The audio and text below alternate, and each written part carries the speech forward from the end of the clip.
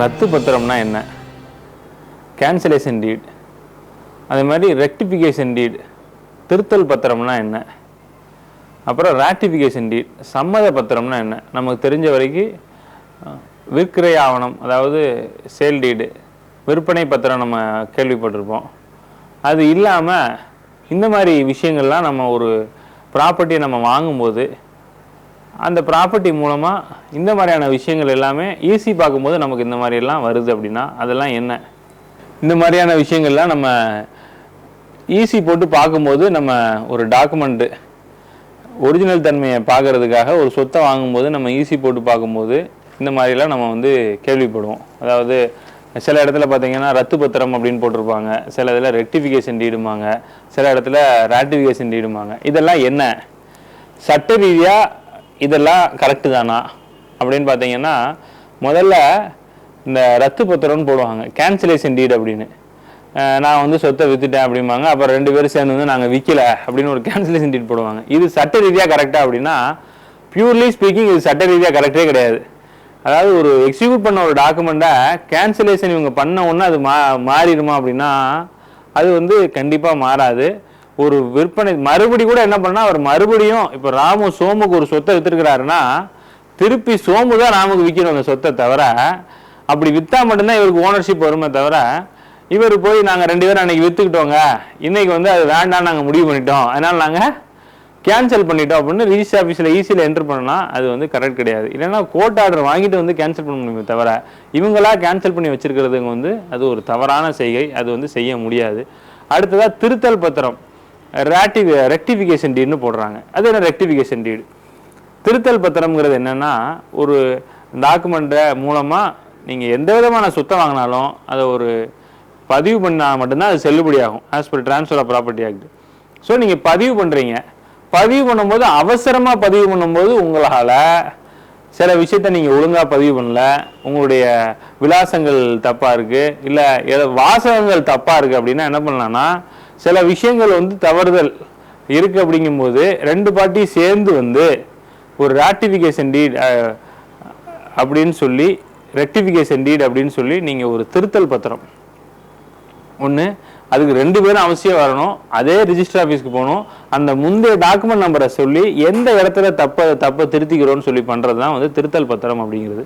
அடுத்தபடியாக சம்மத பத்திரம் அப்படின்னு சில விஷயத்தை பார்த்துருப்போம். அது என்ன சம்மத பத்திரம் அப்படின்னு பார்த்தீங்கன்னா, இது சட்ட ரீதியாக எப்படி இதை நம்ம எடுத்துக்கணும்னா, இப்போ ஒரு உதாரணத்துக்கு ஒரு சொத்துக்கு 4-5 பேர் உரிமையாளராக இருப்பாங்க. அது வந்து அப்பா சொத்தாக இருக்கலாம், இல்லை தாத்தா சொத்தாக இருக்கலாம்.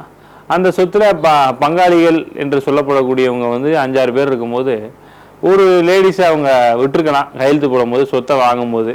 இல்லை இன்னொருத்தர் வெளியூரில் இருந்திருக்கலாம், அவரை விட்டுருக்கலாம், அதுக்கப்புறம் விற்றுருக்கலாம். அதுக்கப்புறம் பின்னாடி அவரால் பிரச்சனை வந்துடும் அப்படின்னு வாங்கினவர் யோசிக்கும் போது என்ன பண்ணலாம்னா, அப்போ அவரை கூப்பிட்டு அவரை கையெழுத்து போட சொல்லுங்கள், அன்னைக்கு அவர் கையெழுத்து போடல, அப்போ இன்னைக்கு வந்து அவர் பின்னாடி அவர் பிரச்சனை பண்ணக்கூடாது எனக்கு அப்படின்னு அவர் டிமாண்ட் பண்ணும்போது என்ன பண்ணலாம்னா, அவர் திருப்பி வந்து இந்த சொத்தை வந்து என்னோட அண்ணன் தம்பிங்க எல்லாரும் விற்றுருக்குறாங்க, இதை விற்றது எனக்கு சம்மந்தம் தான், எந்த விதமான விஷயமும் கிடையாது அப்படின்னு சொல்லி நம்ம பண்ணுறது தான் வந்து சம்மத பத்திரம் அப்படிங்கிறது.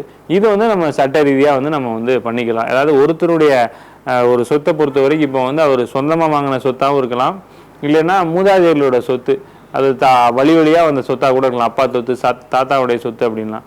அப்போ வந்து தாத்தாவுடைய சொத்துங்கும்போது என்ன ஆகுது அப்படின்னா, இப்போ இருக்கிற அத்தனை விதமான அவங்க பசங்களுடைய பசங்க, கிராண்ட் சன்ஸ், கிராண்ட் டாட்டர்ஸ் வரைக்கும், பேரன்கள் வரைக்கும் எல்லாருமே கையெழுத்து போடணுங்கிற ஒரு சூழல் உருவாகுது. அதில் யாராவது ஒருத்தர் கையெழுத்து போடாட்டி ஏதாவது பிரச்சனை வருமா அப்படின்னா, அவர் நினைச்சா அவரோட உரிமை நிலைநாட்டிக்கிறதுக்காக என்னுடைய உடன் பிறந்தவங்க, என்னுடைய பங்காளிகள் எல்லாருமே எங்களுடைய குடும்ப சொத்தை என்னுடைய ஒப்புதல் இல்லாமல், என் கையெழுத்து இல்லாமல் விற்றுருக்குறாங்க, ஆக அவர்கள் விற்றது அவங்களுடைய ஷேர் வரைக்கும் அவங்க விற்றது கரெக்டு, ஆனால் என்னுடைய ஷேர் வரைக்கும் நான் கையெழுத்து போடலனால எனக்கு அதில் உள்ள பாகம் விற்பனை வந்து செல்லாது, அதனால நீதிமன்றம் இந்த சொத்தை வந்து இனிமேல் யாருக்கும் விற்கக்கூடாதுன்னு சொல்லி ஒரு ஸ்டே ஆர்டர் ஒன்று வாங்கலாம்.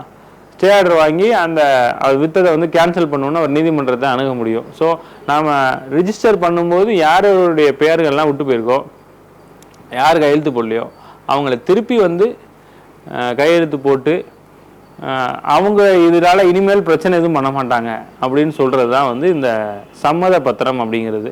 இந்த பத்திரத்தை நம்ம பண்ணுறது என்னன்னா, பின்னாடி நம்ம ஒரு விஷயத்தை செய்யும்போது அதை நம்ம முறையாக செய்யலை, 1-2 தப்புகள் நடந்துருச்சு அப்படிங்கிறத திருத்துறதுக்காக தான் இந்த திருத்தல் பத்திரம் அப்படின்னு சொல்கிறது. அதே மாதிரி 1-2 ஓனர்ஸ் கையெழுத்து போடாமல் போனால் அது பின்னாடி இன்றைக்கி பிரச்சனை வரல, நமக்கு வந்து தெரியாமல் பண்ணிட்டோம், இன்றைக்கி அதை நம்ம திருத்திக்கணும் அப்படிங்கும்போது அதை திருத்துறதுக்காக ஒரு விஷயமாக தான் வந்து என்ன பண்ணுறோன்னா, அந்த சம்மத பத்திரத்தை எடுத்துகிட்டு வந்து அவங்களும் இதில் இந்த விஷயத்துக்கு வந்து அவங்க சம்மதம் தெரிவிக்கிறாங்க.